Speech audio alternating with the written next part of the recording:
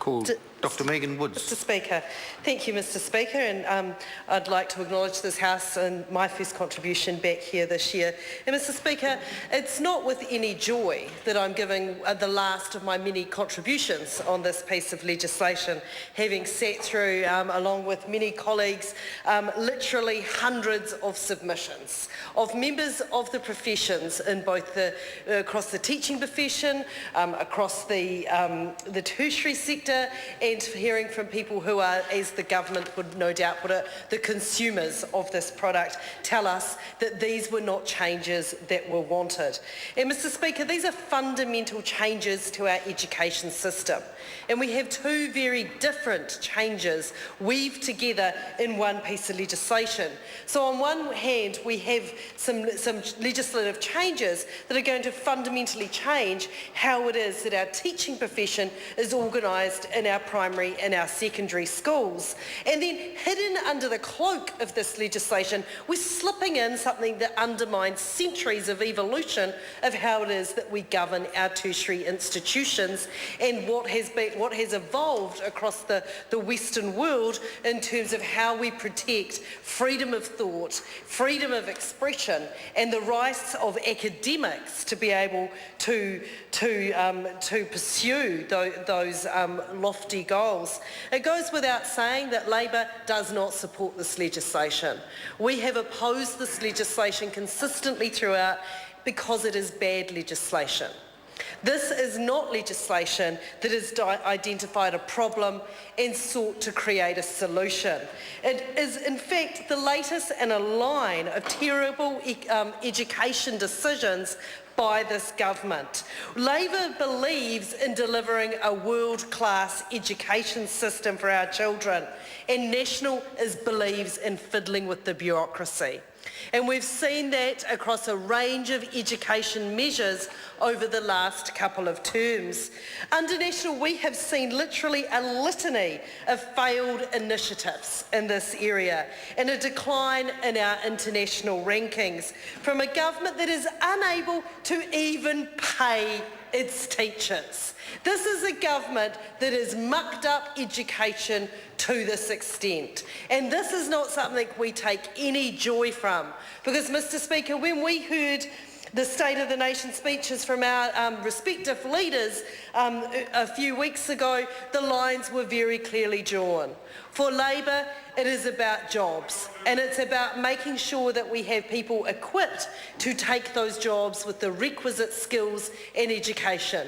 And in order to be able to achieve that, Mr. Speaker, we cannot bungle our education system in the way that this government has been. Because this is a government that is hell-bent on destroying the education sector for whatever reason that we are.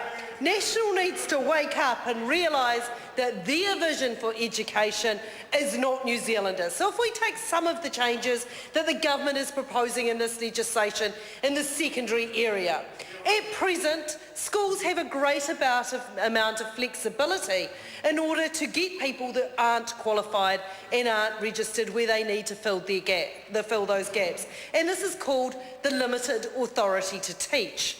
And what we heard from schools and teachers coming in, that actually this is really useful in some areas, and itinerant music teachers being the primary place where this limited authority to teach is used.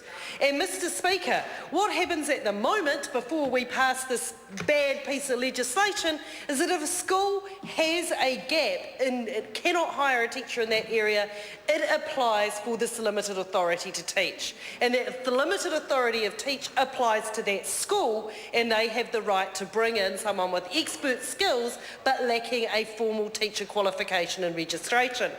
What this bill does, and this piece of legislation does, is instead of licensing a school to fill a gap, what it is going to do is it's going to license individuals to roam the country for 3 years with a limited authority to teach. This is not about schools filling gaps.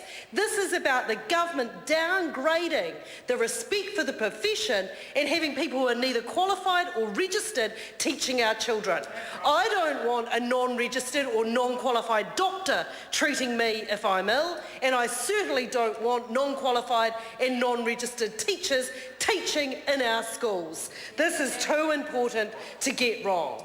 And then if we move on to the tertiary education changes that Stephen Joyce has slipped in there, and we're told us that it's all about international rankings, it's all about innovation, it's all about the need for flexibility. Mr. Speaker, this is a solution looking for a problem.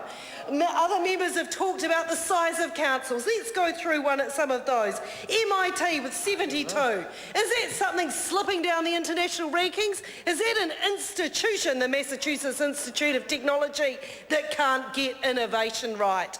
This is simply not going to deliver what the Minister has claimed that he wants to do. All the while, New Zealand universities are slipping down the international rankings, and we had academics, the Vice-Chancellors of all of our universities, come and tell us in Select Committee that they fear what this will do further for our international reputation. Because a university's prime asset is academic freedom and the ability of its academics to be academics. And this bill undercuts this. For the Minister to come and say it's okay, I'm not touching section 161 is simply disingenuous, because other measures in this bill, subsequent clauses in this bill, fundamentally undermine academic freedom. That when you have a minister not only with the power to appoint, the minister with the power to dismiss, which is bad enough, and too great a proportion of that university council is made up of ministerial appointments, you have a minister that then goes and changes who those appointees are accountable to. Are they accountable to the institution on whose board they are serving? No. They are accountable to the minister. And Mr. Speaker, this legislation goes far too many steps too far. It is undercutting the very things that we hold dear about our education system. To have our teachers, to have our university academics, to have our university students represented and having a say in the governance of their institutions. Now, Mr. Speaker, we heard from a number of universities that actually that there were some compromises they were willing to make around the size of their councils. And the government's suggestion of 8 to 12 was not something that they could work with. They did point out that they were not corporations, they were not a business, that they needed to run an academic institution, and that's a little bit different. Something that this government does fail to recognise and understand. Not one Vice-Chancellor told us this was going to make their institution better. Not one Vice-Chancellor told us this would make them more internationally competitive.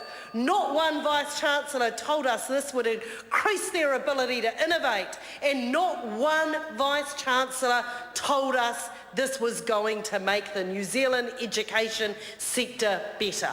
And for me, that is good enough. I have come into politics because I want to institute change that will bring about betterment, not something that is going to undermine. If we have to look at some of the other tinkering of Stephen Joyce, when he tinkered around with the governance of our polytechs, if we take Minister Joyce's own measure of what would be a good measure of whether or not a polytechnic or an ITP was doing well, profitability, this has all declined since he tinkered with the governance of our polytechnics and reduced the number and moved to this type of governance model on our ITPs. So we have no reason to believe that this is going to work in our universities.